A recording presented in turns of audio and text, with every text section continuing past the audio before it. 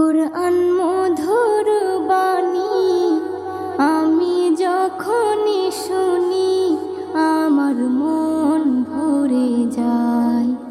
কুরআন মধুর বাণী আমি যখনই শুনি আমার মন ভরে যায়। শোনো মুমিন মুসলমান, পড়ে দেখো না কুরআন, কত শান্তি পাওয়া যায়। কুরআন